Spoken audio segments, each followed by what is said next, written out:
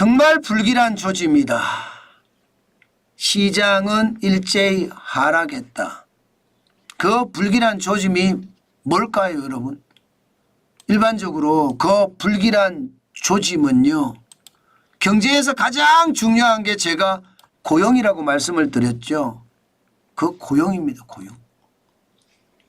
미국 주간 실업수당 청구 건수 2024년 11월 30일 기준입니다. 11월 30일 22만 4천 명이에요.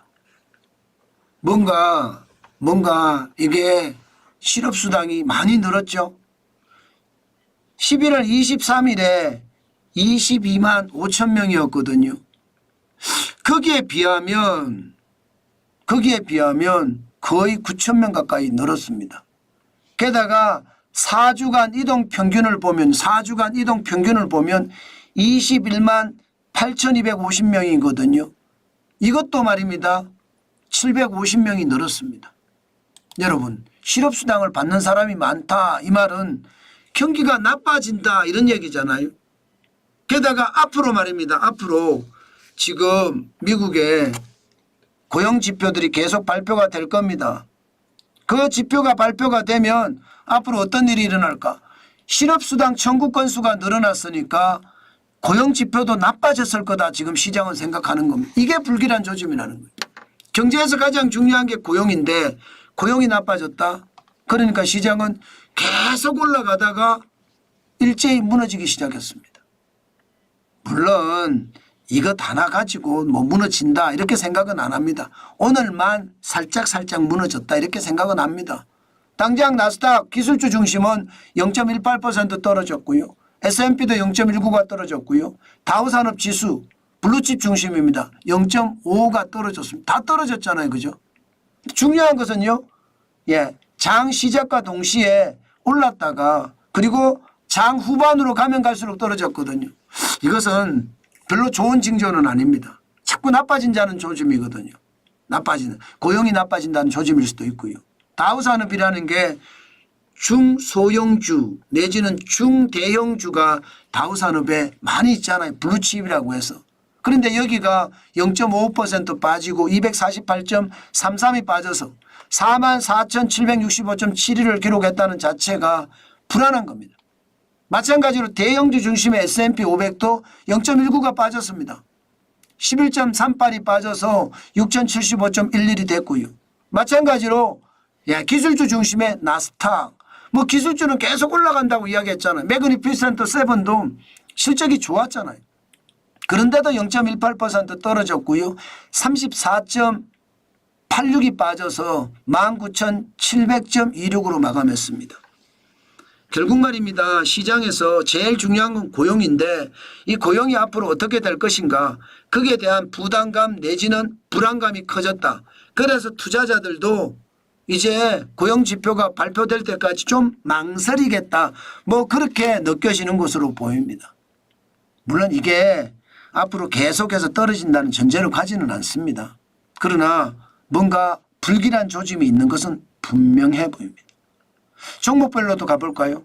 종목별로도 가보면 필라델피아 반도체 지수 5,023.37을 기록을 했습니다.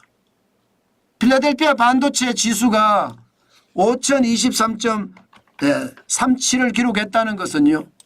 떨어졌다는 이야기잖아요. 그것도 1.86%나 떨어진 겁니다. 5,100이 넘었었는데 이게 5,023.87까지 떨어졌으니까요. 뭔가 분위기가 싸하게 느껴지죠. 반도체 주가가 떨어지면 이게 불안하거든요. 엔비디아도 마찬가지입니다. 엔비디아는 많이 떨어졌지는 않지만 145.06을 기록을 했거든요. 145.06 많이 떨어지지는 않았습니다. 그렇지만 떨어졌다는 데 방점이 있다는 거. 그러면 삼성전자나 SK하이닉스는 어떻게 될까요? 물론 우리 시장은 지금 비상계엄의 후폭풍과 탄핵 정국이 가시화되면서 대한민국이 지금 엄청나게 혼란스러워서 이게 어떻게 답이 될지는 모르겠어요. 그러나 냉정하게 우리는 보자고요. 뭐 기업은 그래도 돌아가거든요. 모르겠어. 삼성 노조까지도 현대차 노조처럼 정치 파업을 하면 또 어떻게 될지 모르지만 현재까지는 아직 그런 기미는 없거든요. 그렇게 생각을 하면 결국 말입니다.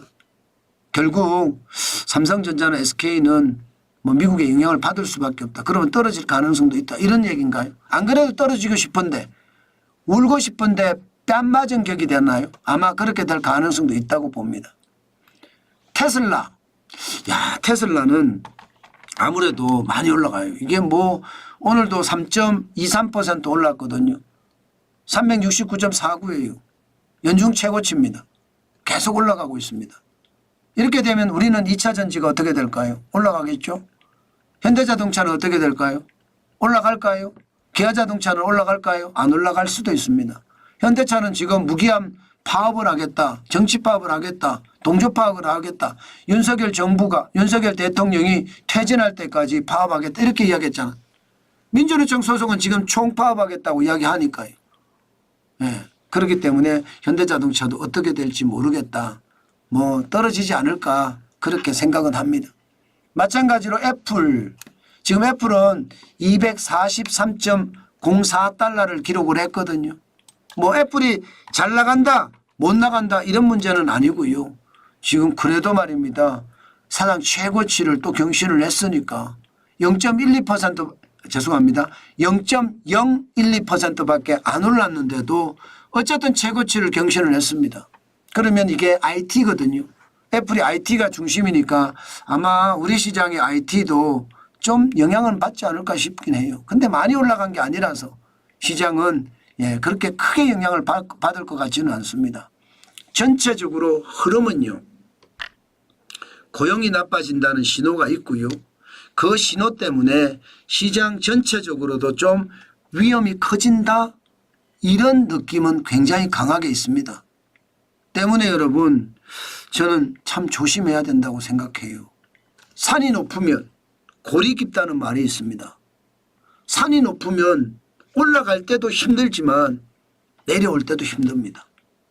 저는 그런 정식 격언을 한 번쯤 생각을 하면서 시장에 접근해야 되겠다. 오늘 그런 말씀 또 드리겠습니다. 분명히 산이 너무 높기 때문에 저는 골도 너무 깊어질 수 있다는 거 다시 한번 말씀을 드리겠습니다. 그만큼 말입니다. 시중의 유동성이 거품을 만들어냈는데 그 유동성이 오히려 시장에 충격으로 다가올 수도 있다는 것.